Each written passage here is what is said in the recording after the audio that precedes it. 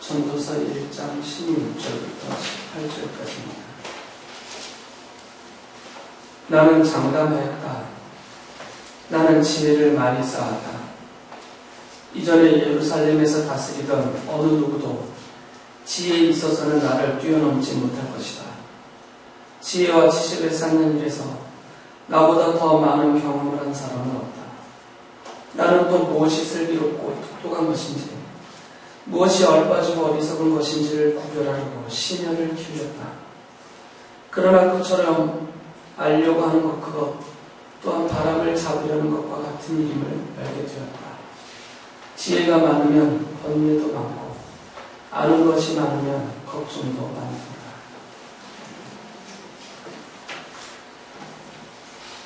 이 전도서는 이미 아시겠지만 잠언과 함께 솔로몬이 기록한 성경입니다. 잠언, 전도서, 아가서 이 세 권은 쭉 연결되어 있잖아요. 그 성경은 다 솔로몬이 기록한 것이다라고 전통적으로 다 받아들이고 있습니다. 그렇기 때문에 이 전도서라는 성경은 잠언하고 쭉 잘라서 전혀 또 새로운 주제, 또 전혀 새로운 것에 대해서 말하고 있는 성경이라고 보시면 안 되고요. 특히 전도서를 보면 뒷부분에 솔로몬이 직접 하는 말이 내가 많은 잠언을 연구했고 말하였고 가르쳤다 이런 표현을 쓰거든요. 앞에 있는 잠언의 31장까지 내용과 이 전도서가 계속 이어지고 있다는 것이죠. 그래서 잠언의 주제나 이 전도서의 주제나 거의 같습니다. 크게 다르지가 않고요. 구조적으로 보면 전도서는 오히려 잠언을 더 강화하는 그 잠언의 메시지를 전도서에서는 더 분명하게 드러내고 더 강조하고 구체화하는 그런 구조를 가지고 있어요. 그러니까 전도서라는 이 성경을 볼 때에는 꼭 잠언하고 연결시켜서 보셔야 됩니다. 쭉 자르시면 안 되고요. 제가 아직 감기에서 헤어나오지를 못해서 기력이 좀 딸려서 목소리도 이상할 텐데 참고하시고 이해하시고 들어주세요. 전도서 시작을 하면서 솔로몬이 직접 스스로 이렇게 말하죠. 1장 16절을 보면 나는 지혜를 많이 쌓았다. 이전에 예루살렘에서 다스리던 어느 누구도 지혜에 있어서는 나를 뛰어넘지 못할 것이다. 대단한 자부심을 갖고 있어요. 지혜에 있어서는 내가 최고다라는 거죠. 솔로몬은 스스로 주저함 없이 자기를 지혜로운 자다라고 부르고, 그리고 어느 누구보다도 자기가 지혜롭다라고 스스로 말합니다. 그리고 2장 9절에 보면 자기가 그 지혜를 사용해서 가장 이스라엘 역사에서 가장 큰 영토, 그리고 가장 부유한 그런 부강한 나라를 세웠고 다스렸더라는 그런 자부심이 있어요. 그래서 2장 9절에서 이렇게 말해요. 드디어 나는 일찍이 예루살렘에 살던 어느 누구보다도 더 큰 세력을 가진 사람이 되었다. 지혜가 늘 내 곁에서 나를 깨우쳐 주었다라고 말해요. 그러니까 이렇게 자기가 가장 부강한 나라를 세우면서 최고의 지위에서 이 모든 것을 누리게 된 것은 지혜 때문이다라는 거죠. 지혜가 이것을 다 도와주었다는 거죠. 그래서 솔로몬은 잠언에서와 마찬가지로 전도서에서도 지혜를 예찬하죠. 지혜가 최고다. 계속해서 잠언에서도 얘기했듯이 솔로몬에서도 전도서에서도 같은 얘기를 합니다. 이 전도서에서 지혜를 예찬하고 있는 솔로몬의 말 몇 구절을 보면 10장 10절에서 이렇게 말하죠. 지혜는 사람을 성공하도록 돕는다 라고 말해요. 이거를 저 같은 사람이 지혜가 최고고 지혜가 사람을 성공하도록 돕는다 이렇게 말하면 별로 귀담아 듣지 않습니다. 저를 이렇게 세상 사람들은 성공한 사람으로 안 보거든요. 그렇게 봐주세요. 저는 나름대로 행복해하고 있습니다. 제 삶에 대해서. 근데 솔로몬이 이렇게 말하면 그렇지라고 받아들이죠. 솔로몬은 사람들 중에는, 인생 중에는 최고로 성공한 사람입니다. 최고의 권력자였죠. 그 당시 중동 세계에서는 최고의 권력자였고, 최고로 지혜로자였고, 최고로 부자였어요. 그리고 19금인데 최고로 많은 여자가 잡은 사람. 그의 아내가 엄청나게 있었어요. 남자들의 로망이 될 수도 있죠. 그런데 그러니까 우리가 볼 때는 그게 다가 아니다고 얘기했지만, 솔로몬은 지금 보통 사람들의 관점, 그 시선에서 하는 말이에요. 그런 위치에서 최고죠, 솔로몬이 지금. 이 최고의 자리에서 솔로몬이 지혜가 나를 이렇게 성공하도록 도왔다, 이렇게 말을 해주면 성공의 비결이 지혜보다 사람들이 금방 동의할 수가 있겠죠. 그리고 실제로 솔로몬의 지혜가 그렇게 모든 것을 이루어냈어요. 물론 하나님이 주신 거였지만. 그래서 7장 11절에서는 이 지혜라는 것은 유산을 물려받은 것만큼 좋은 것이다. 솔로몬은 다른 부분에서는 그 어떤 물려받은 유산보다도 지혜를 얻는 것이 가장 좋은 것이다, 이렇게 말을 해요. 그 지혜를 이렇게 극찬을 하죠. 그리고 7장 12절에서는 이 지혜가 우리를 보호해주고 우리의 목숨을 살려준다라고까지 말해요. 12절에 이렇게 말하죠. 7장 12절. 돈이 사람을 보호하듯 지혜도 사람을 보호한다. 그러나 지혜를 깨우치 않은 지식이 더 좋은 까닭은, 그러니까 돈보다 지혜가 더 좋다는 것이에요. 지혜가 그 사람의 목숨을 살려주기 때문이다 라고 말해요. 사람의 이 목숨까지도 지혜가 살린다는 거죠. 돈이 살릴 수 없는 목숨까지도. 그리고 7장 19절에서는 지혜야말로 사람을 가장 강하게 만드는 것이다 라고 말하죠. 지혜는 슬기로운 한 사람을 성읍을 다스리는 통치자 10명보다 더 강하게 만든다라고 말해요. 10명의 통치자보다도, 그들을 다 합해놓은 것보다도 더 강한 사람을 만들어주는 것이 지혜다라는 거죠. 잠언에 이어서 전도서에서도 솔로몬은 이 지혜를 아주 극찬하고 예찬을 하죠. 지혜 예찬. 솔로몬의 이런 지혜 예찬은 잘못된 말은 아닙니다. 솔로몬이라는 사람이 이 세상 사람들이 최고의 가치를 두고 있는, 가장 중요하다고 강조하고 있는 그것들을 다 누려본 사람이잖아요. 권력이 최고다라는 것을 다 인정하죠, 우리가. 최고의 권력자의 자리에 올랐던 사람입니다. 그런데 최고의 권력을 누려봤더니 그것도 지혜보다 못하다, 이렇게 말하는 거죠. 솔로몬만큼 부자는 없습니다. 아무리 인류 역사상 최고의 부자라고 말했던 사람도 솔로몬보다 부자는 없다라고 다 말해요. 방패를 황금으로 만드는 사람이 있어요. 방패를.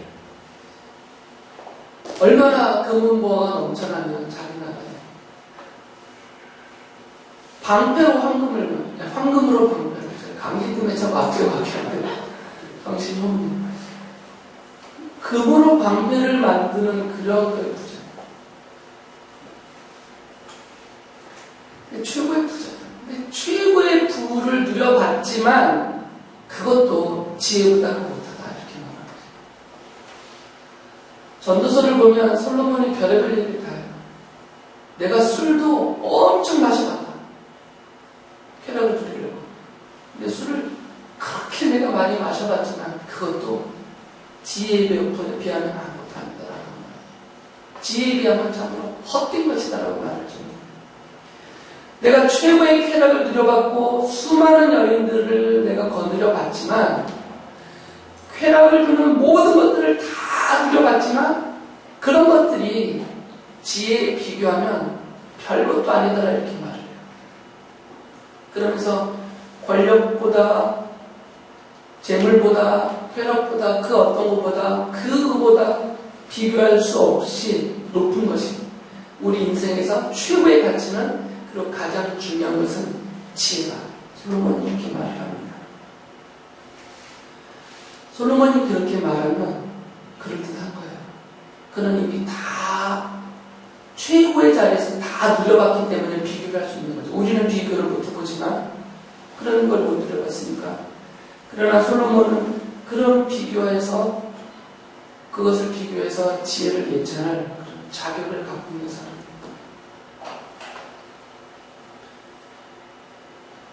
솔로몬의 말이 맞습니다. 이 땅에서 그리고 사람들 사이에서 사람들의 평가에 따른 성공적인 인생을 사는 데는 지혜가 절대적으로 필요해요. 지혜에서 나오는 것이 분별력이라고 했잖아요. 이 지혜로운 만큼 분별력이 나와요. 그 분별력이 사람을 성공하는 길로 이끌어줍니다. 어려서는 공부해야 될 때와 공부하지 않고 놀아도 될 때 이거를 분별할 수 있는 지혜가 그런 분별력을 주죠. 그래서 공부할 때 지혜로운 사람은 열심히 공부해요. 집중을 해서. 놀아도 될 때는 놉니다. 이건 분별력이 있는 지혜로운 사람들의 삶이에요. 지혜가 없고 분별력이 없으면 아이들은 공부해야 될 때에도 놉니다. 놀아야 될 때는 더 놀아요. 그러니까 당연히 사회적으로 어떤 상태에 이르겠어요? 뒤처지게 되겠죠. 경쟁사회에서. 정말 지혜로운 사람은 분별력이 있어요. 강한 분별력, 높은 분별력이 있습니다. 그러니까 사물의 이치를 잘 구별할 수 있어요. 때를 잘 구별할 수 있습니다. 그러니까 개인적으로도 어리석고 분별력이 뒤처지는 사람에 비해서 성공적으로 살아갈 가능성이 훨씬 높은 거죠. 그러니까 지혜는 이 세상살이에서도 사람을 성공으로 이끌어가게 해주는 충분한 근거가 됩니다.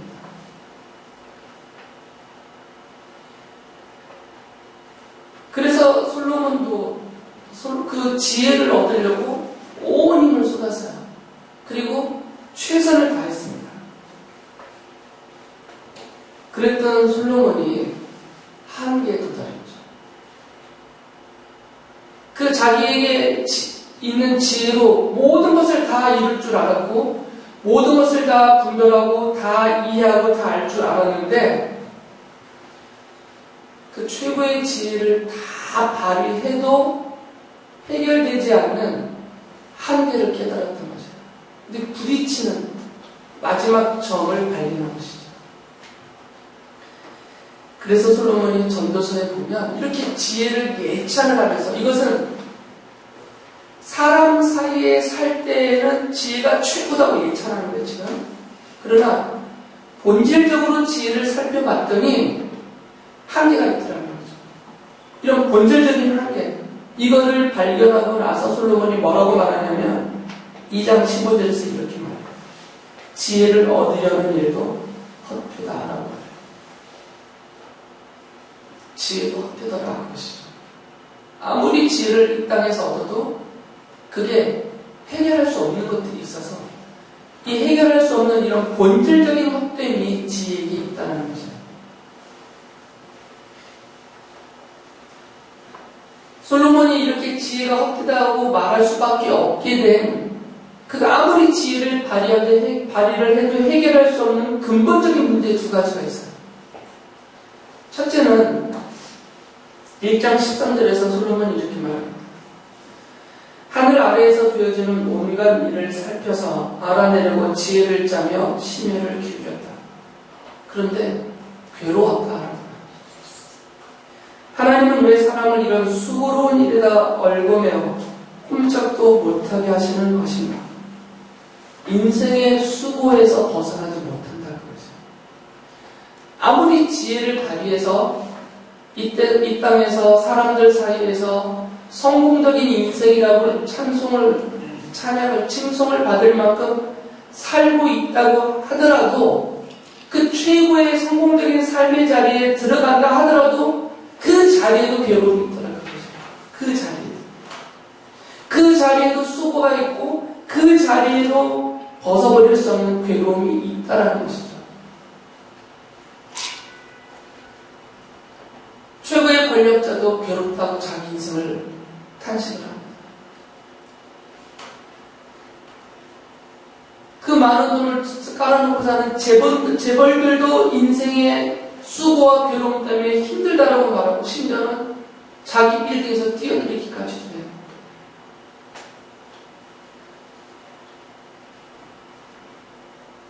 당시에 모든 남성들이 연모하던 그런 여배우가 어느 날 그 젊은 생에 갑자기 스스로 자살을 하죠. 그러니까 이런 어떤 극단적인 예들을 본다면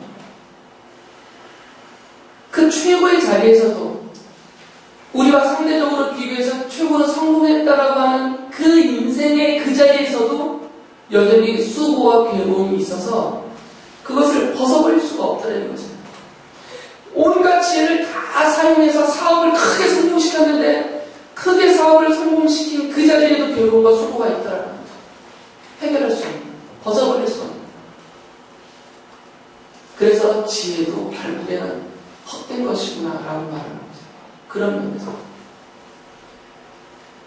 또 한 가지는 이 땅에서는 겨우겨우 견디고 살았다고 하더라도 결국 우리 모든 인간은 끝이 있거든요. 우리 인생의 끝, 인생의 종말이 다 있어요. 이 인생의 종말 끝을 보니까 아무리 지혜를 발휘하고 지혜롭게 살았다고 해도 우리 인간 인생의 끝을 보니까 지혜라는 것이 이 끝에서 발생되는 문제를 전혀 해결 못한다는 거죠. 어떤 도움도 주지 못한다는 거죠. 인생의 마지막 끝자락에서 생기는 그 문제.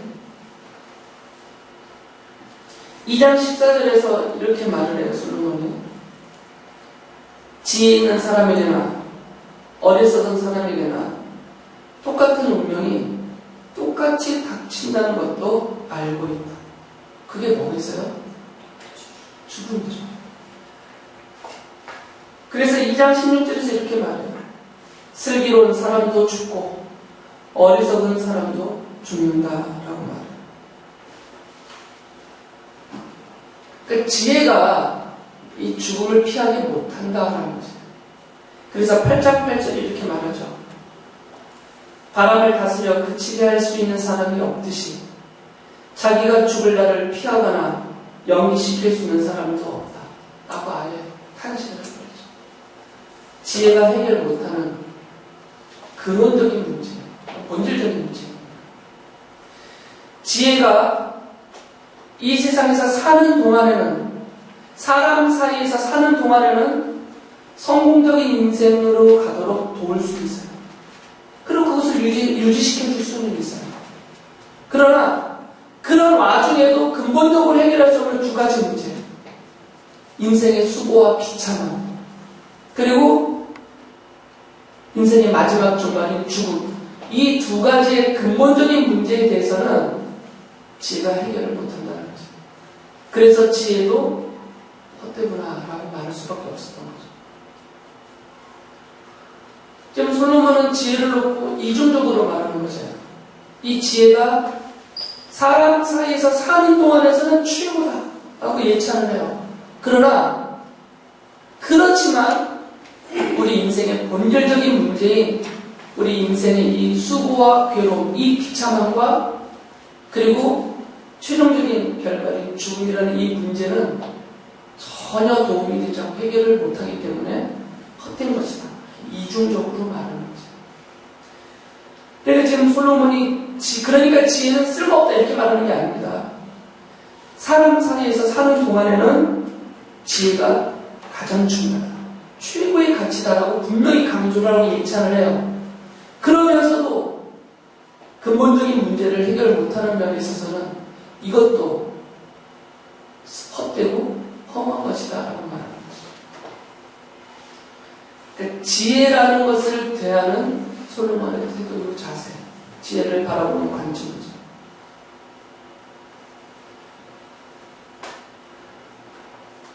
그래서 전도서 7장 25절에 보면 나름대로 솔로몬은 지혜를 추구하고 분별력을 얻으려고 최선을 다했어요. 그래서 그가 이렇게 말하거든요. 그래도 나는 한 곳으로만 정신을 쏟아보았다. 지혜가 무엇인지, 사물의 이치가 어떤 것인지를 연구하고 조사하고 이해하려고 했다. 사악이 얼마나 어리석은 일이며 우매가 얼마나 미친 일인지를 깨닫는데 정신을 쏟아보았다라고 말합니다. 최선을 다했다는 거죠. 지혜를 얻기 위해서. 그러니까 성공했죠. 그래서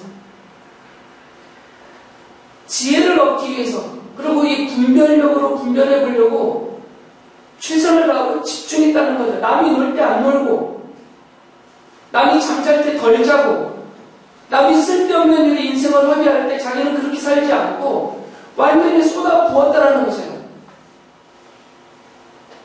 이 인생 성공의 비결을 말씀하고 있는 겁니다.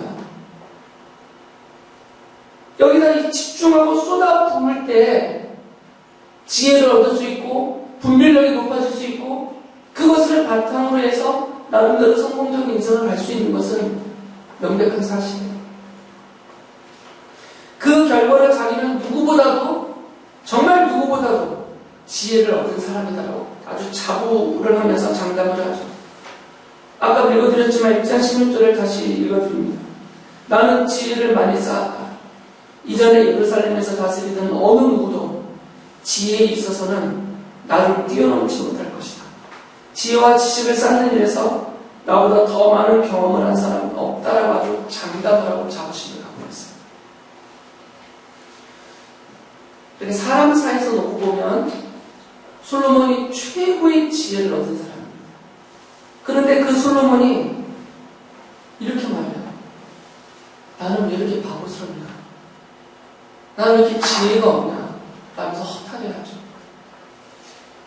7장 23절에서 그가 이렇게 탄식을 합니다.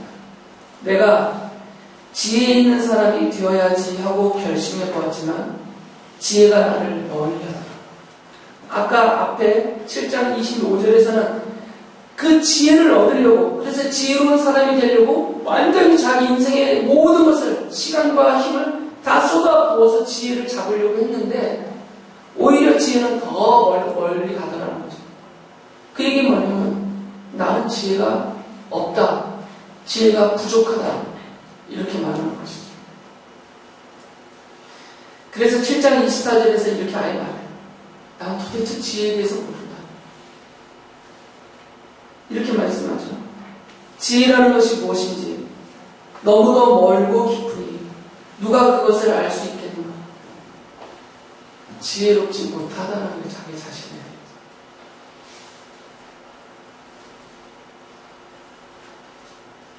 가장 지혜로웠던 사람이 나는 지혜롭지 못하다라고 말해요. 이건 겸손함이 아닙니다. 솔로몬이 지금 겸손히 사는 말이 아니에요. 그 지혜를 얻으려고 지혜를 추구하고 분별하며 살아보려고 모든 것을 쏟아부었지만, 그래서 나름대로 상대적으로 사람들과 비교해서는 최고의 지혜를 얻었다고 하지만, 그러나 지혜라는 그 자체, 그리고 자기가 얻고 있다는 지혜라는 수준이 정말 얕고 도대체 아는 것도 제대로 없고 헛되고 허무하다, 이렇게 말하는 것은 사실을 고백하고 인정하는 겁니다. 이건 솔로몬만이 아닙니다. 인류 역사에서 살아왔던 소위 우리가 현자라고 일컫는 그분들, 정말 지혜로웠다라고 말씀하는, 우리가 부러워하면서 존경하는 그분들은 다 똑같은 고백을 해요. 동일하게. 나는 참 어리석다. 나는 참 바보처럼 살았다. 나처럼 이렇게 부족하고 형편없는 사람은 없다. 이건 누구든지 그렇게 말해요. 정말 지혜롭다라고 사람들이 인정해주는 그분들은 다 그렇게 말해요. 누가 스스로를 자랑하고 스스로를 높이고 큰 소리 치려면 얄팍한 수준에 있는 사람들만. 이제 겨우 1+1을 뗀 아이들이 마치 미분, 적분, 함수를 다 아는 것이 그냥 헛되게 떠드는 그런 수준이라는 거죠. 함부로 세상의 이치를 다 아는 것처럼 말하고, 함부로 이 나라의 정치를 다 아는 것처럼 말하고, 경제를 다 아는 것처럼 말하고, 사회적인 문제를 다 알고 있는 것처럼 말하고, 함부로 막 떠버려요. 그런데 실제로는 그렇게 말할 수 있는 수준이 아니거든요. 근데 정말 지혜를 얻은 분들은 그렇게 말하지 않아요. 그분들의 고백록, 그분들의 저술을 보면 그렇게 막 떠버리지 않습니다.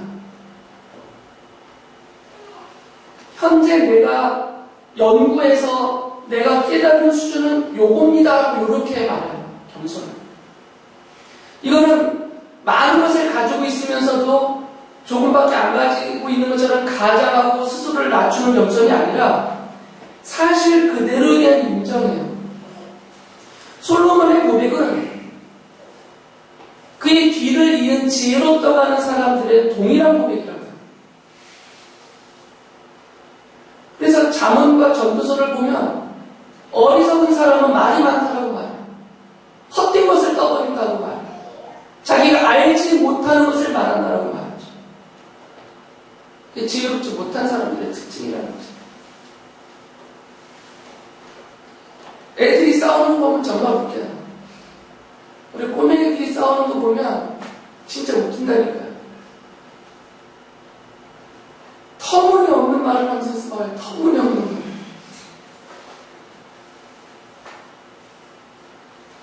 나중에 얘네들이 한 살만 더 먹어도 자기가 한 말이 얼마나 잘못된지를 깨달을 수 있는 그 정도의 수준에서 터무니없는 것을 가지고 서로 막 우기고 주장해요. 멱살 잡아가면서, 침 뱉어가면서. 우리 인생의 수준이 그렇게 얕고 낮다는 거죠. 솔로몬조차도, 최고의 지혜자라고 말하는 솔로몬조차도 나는 모르겠다라고 말해요. 나는 모르겠다.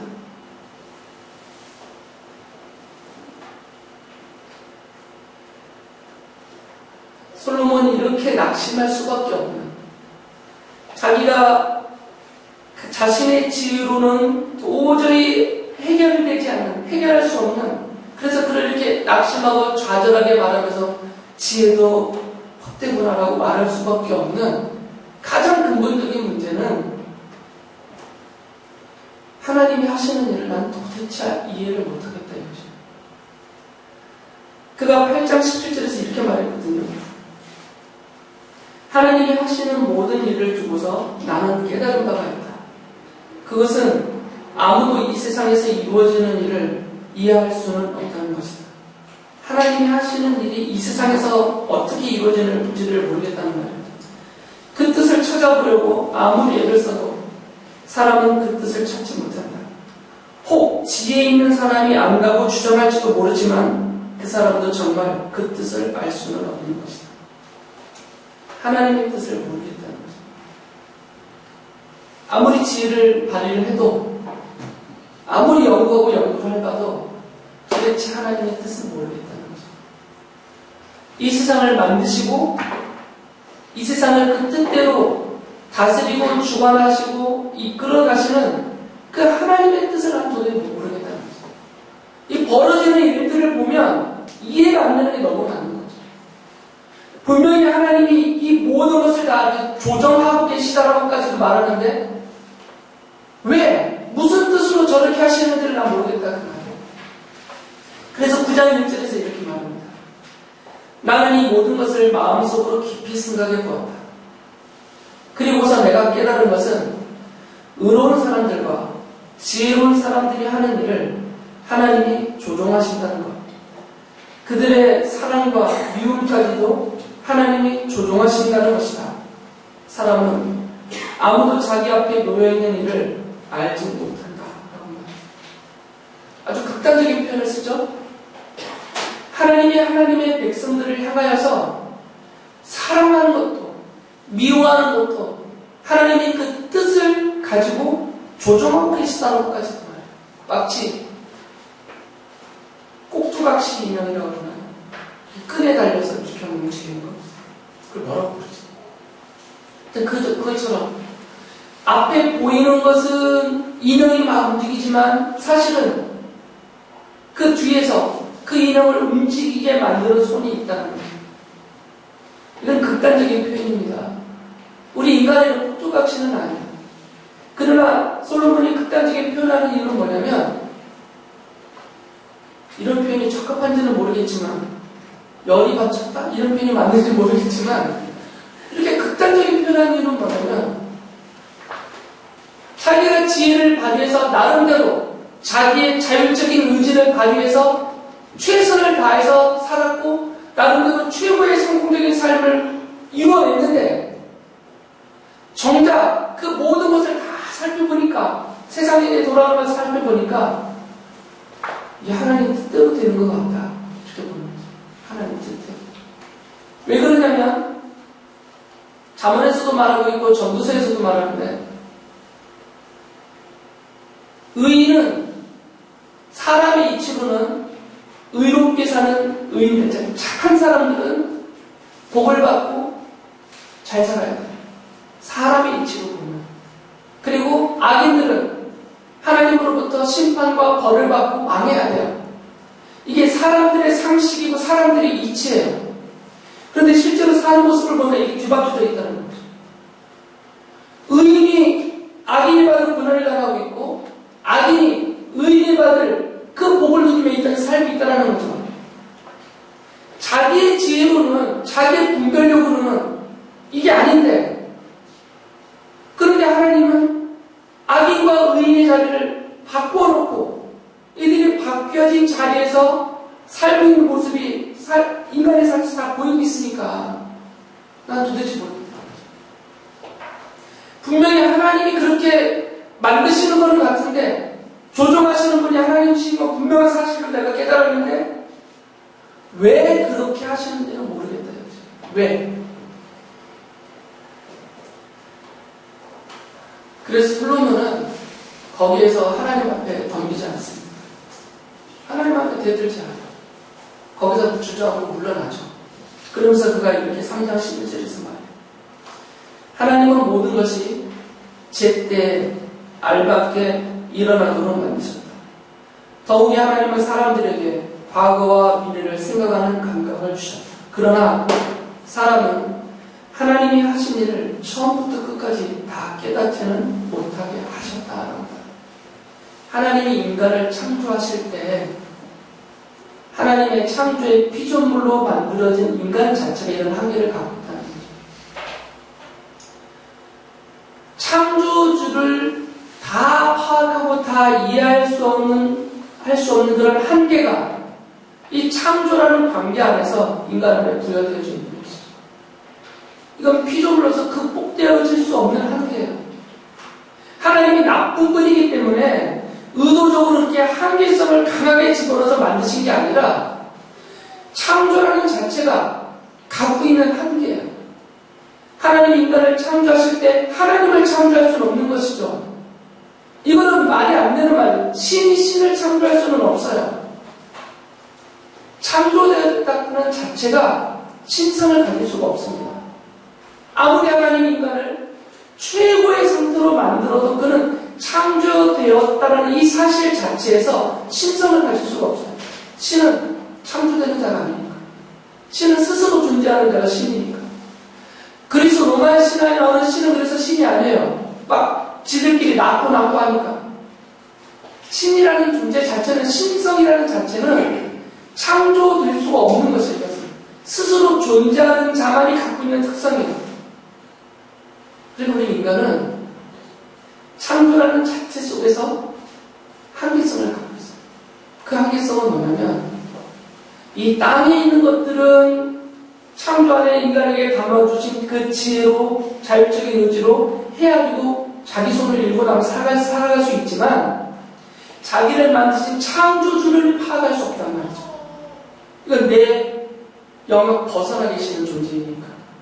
이 땅의 것들은 나의 영역 안에 있어요. 내가 보고 경험하고 공부하고 연구해서 이해할 수 있는 영역이에요. 땅에 있는 것들은. 그러나 나를 창조하고 우주를 창조하신 창조주 하나님은 내 영역 넘어 계시는 분이기 때문에 파악을 못하는 거죠. 파악을 못하니까 이해를 할 수 없는 것이고 그 뜻을 알 수 없는 것이고 그분이 하시는 일을 분별할 수 없는 거죠. 그 한계를 고백을 하는 것입니다. 그 한계 속에 있다는 것이죠. 이게 솔로몬이 갖고 있는 이 지혜에 대한 본질적인 이해입니다. 더군다나 인간 존재가 타락이라도 안 했더라면 이게 하나님을 거역하지 않고 하나님과 그 좋은 창조의 관계 안에서 지혜롭게 살기만 했더라도 나름대로의 주신 지혜를 유지할 수 있었을 텐데 인간이 타락을 해버려서 이 죄에 빠져버려서 그 지혜조차도 유지하지 못하고 잃어버린다라고 말해요. 그래서 7장 7절 보면 이런 말을 합니다. 탐욕은 지혜로운 사람을 어리석게 만들고 뇌물은 지혜로운 사람의 마음을 병들게 한다고 말해요. 탐욕이 그나마 겨우 얻어내는 지혜조차도 잃어버리게 만들고 변질시킨다는 거죠. 그러니까 이 솔로몬의 입장에서는 하나는 인정을 해요. 근본적인 한계. 내가 하나님의 창조를 함을 받은 피조물이기 때문에 어쩔 수 없는 한계가 있어서 하나님을 알지 못하고 하나님의 뜻을 이해할 수 없다는 것은 그가 겸손하게 인정을 해야 하는 말이죠. 그런데 그가 억울해하고 있는 것은 뭐냐면 그나마 힘써 얻은 그 지혜가 이놈의 탐욕 때문에 이 탐욕을 일으키는 이 죄라는 것 때문에 죄와 이 탐욕 때문에 그 지혜조차도 제대로 얻을 수 없고 그 지혜조차도 제대로 지킬 수가 없다 이것입니다. 이게 억울한 것이에요. 이게 안타까운 것입니다. 그래서 9장 18절에서 이렇게 말해요. 지혜가 전쟁 무기보다 더 낫지만 죄인 하나가 많은 선한 것을 망칠 수 있다. 그 죄 하나가 그 죄를 품은 죄인이 그 죄인이 행한 그 죄가 나라를 망하게 한다는 거죠.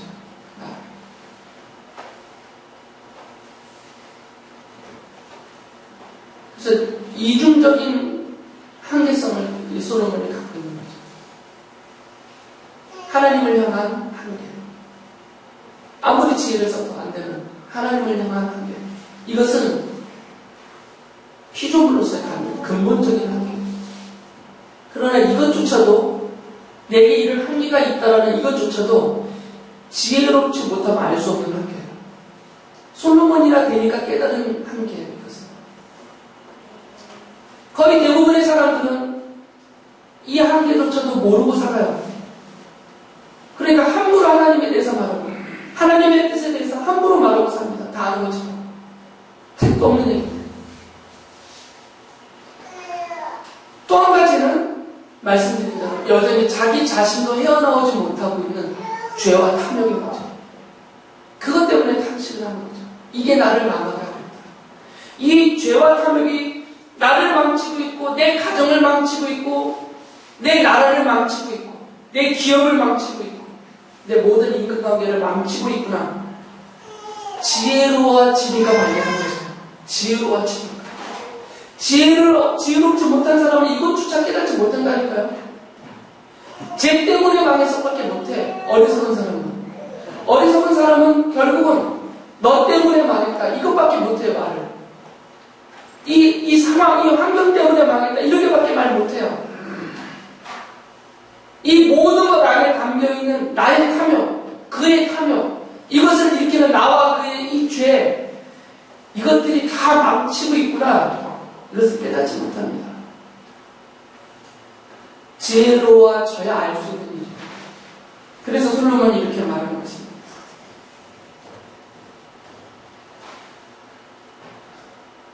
그래서 솔로몬이 이 전도서의 끝에 가서 내리는 결론이 있어요. 이렇게 지혜를 예찬하고, 그리고 지혜의 한계에 부딪혀서 지혜의 헛됨을 말하면서, 여기서 끝나버리면 어떡하는 얘기예요, 우리가? 그래서 솔로몬은 여기서 끝내지 않죠. 여기서 자기 나름의 결론을 내려줘요. 나름의 결론. 그게 전도서 12장 13절에 말입니다. 할 말은 다 하였다. 결론은 이것이다. 그가 잠언부터 시작해서 전도서까지 12장까지 모든 할 말을 다 하고 나서 내린 결론이라 하는 것이에요. 하나님을 두려워하여라. 그분이 주신 계명을 지켜라. 이것이 바로 사람이 해야 할 일입니다. 한계를 아니까 하나님이 두려운 존재인 것이다. 안 그러면 하나님을 우습게 여깁니다. 힘을 갖고 있는 그 사람이, 아주 막강한 힘을 갖고 있는 그 사람의 생각, 그 사람의 마음, 그 사람의 계획, 그 사람의 습관, 그 사람이 하는 방법들 다 파악하고 다 이해하고 있으면 아무리 막강한 힘을 갖고 있어도 그 사람이 두렵지 않습니다. 그 사람을 조정할 수 있어요.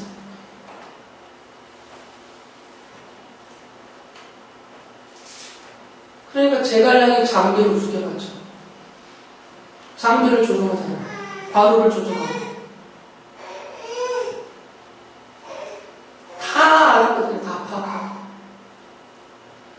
그러니까 힘이 세다고 두려운 존재가 되는 게 아닙니다. 아무리 절대적이고 막강한 힘을 갖고 있어도 그 사람의 모든 것을 내가 다 알고 있으면 두려움의 대상이 안 돼, 나에게는.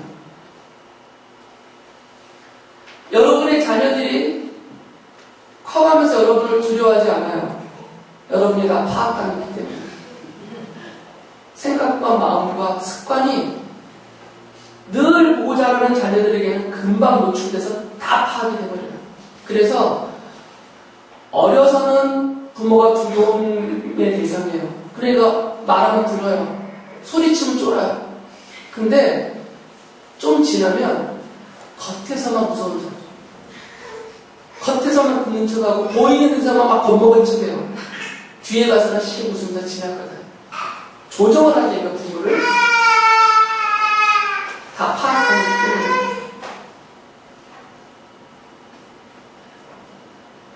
어리석은 사람들은 자기네가 하나님을 다 알고 있는 것처럼 다뤄요. 신에 대해서 다 알고 있다고 생각을 해요.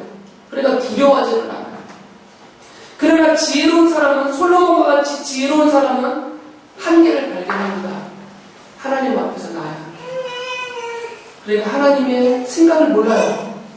창조주의 그 전지전능하신 그 엄청난 권능을 갖고 계시는 그 하나님이 파악이 안 되거든요. 그분의 생각을 몰라요. 그분의 마음을 몰라요. 그분이 하시는 방법조차도 몰라요. 그분이 해놓은 일이 이해가 안 돼요. 그러니까 겁나는 거죠. 그러니까 두려움의 대상이 돼요. 그래서 하나님이 두려움의 대상이 되는 것입니다. 이게 맞는 것이에요. 성도들도 하나님에 대한 두려움이 있으면 이게 맞는 것이에요. 아무리 하나님이 사랑의 아버지라고 마음 놓고 살지만 그러면 안 됩니다. 우리는 하나님을 잘 몰라요. 아는 척하면 안 돼요. 그러니까 하나님이 여전히 우리에게는 두려움의 대상이 되어야 돼요. 그 두려움을 감싸고 덮어주는 게 하나님에 대한 하나님의 사랑이죠. 예수님의 십자가의 복음이에요. 이것이 이 두려움을 덮고 감싸줄 뿐이지 두려움 자체가 없어서는 안 된다고요. 그래서 솔로몬이 말하는 것이에요. 하나님을 두려워해요. 자기도 두렵다는 거예요. 하나님을 두려워해야, 그 두려움이 있어야만 하나님의 말씀을 지키며 살 수 있다는 것입니다. 그 두려움이 있어야만. 겁나지가 않은데 그 말을 듣겠어요? 애들이 여러분 우습게 하는데 여러분 말 듣겠어요? 안 듣지?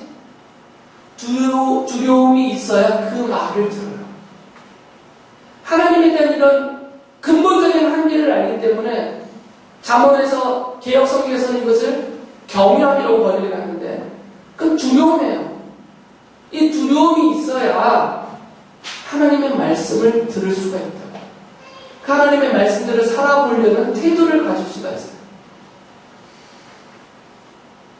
그래서 11장 5절에서 이렇게 말을 한 거죠, 솔로몬이. 바람이 다니는 길을 내가 모르듯이 임신한 여인의 태에서 아이의 생명이 어떻게 시작되는지 내가 알 수 없듯이 만물의 창조자 하나님이 하시는 일을 너는 알지 못한다라고 말해요. 그리고 7장 13절에서는 하나님이 하시는 일을 생각해 보아라. 하나님이 구부려 놓으신 것을 누가 펼 수 있겠는가라고 말하죠. 3장 14절에서도 이제 나는 알았다. 하나님이 하시는 모든 일은 언제나 한결같다. 거기에다가 보탤 수도 없고 뺄 수도 없다. 하나님이 이렇게 하시니 사람들을 두려워할 수밖에 없다라고 말해요. 그래서 5장 7절에서 솔로몬이 이렇게 말한 거죠. 오직 너는 하나님 두려운 줄만 알고 살아. 이건 잠언의 결론과 똑같아요. 잠언 15장 33절에서 이렇게 말하죠. 주님을 경외하라는 것은, 주님을 두려워하라는 것은 지혜가 주는 교훈이다. 잠언이든 전도서든 결국 지혜가 주는 교훈은 이 모든 것을 알고 깨닫고 주님을 두려워해라. 그래서 솔로몬은 우리 인간이 가질 수 있는 최고의 지혜는 성공의 비결이 아니라 하나님을 두려워할 줄 아는 것이다. 그래서 잠언 9장 10절에서 이렇게 말했죠. 주님을 경외하는 것이 지혜의 근본이요 거룩하신 이를 아는 것이 지혜의 슬기의 근본이다 라고 말했습니다. 우리가 비록 세상에서는 다른 사람들과 사이에서는 좀 지혜롭지 못하다 여김을 받을 수도 있어요. 그래도 괜찮아요. 별로 성공하지 못했다라고 하찮게 여김을 받을 수도 있어요. 그래도 괜찮아요. 그러나 하나님을 두려워할 줄 모르는 인생이 되면 그거는 안 돼요. 하나님을 두려워하고 그 하나님의 말씀을 소중히 여기고 거기에 우리의 살 길이 있는 줄 알아서 그 말씀을 읽고 듣고 나름대로 지켜보려고 애쓰는 태도, 이 태도를 갖는 게 중요합니다. 그런 사람이 잠언에서 말하고 있고 전도서에서 말하고 있는 지혜로운 사람입니다. 그런 사람을 가리켜서 잠언에서는, 시편에서는, 그리고 전도서에서는 복 있는 사람이라고 말합니다. 사람이 말하는 복에 너무 기다리지 마시고 이 세상의 기준으로 평가하는 그 복 있는 상태에 너무 좌우되지 마시고 성경이 말하고 있는 여러분을 창조하신 하나님이 솔로몬을 통해서 우리들에게 말씀하고 계시는 그 복을 하나님이 약속하고 주시는 그 복을 누리고 사는 진짜 복 있는 사람, 시편과 잠언과 전도서에서 말하고 있는 정말 복 있는 사람의 상태, 하나님을 두려워하고 하나님의 말씀을 지키며 살아보려고 애쓰는 상태, 그러한 삶에서는 정말 지혜로운 여러분들이 되시기를 바랍니다.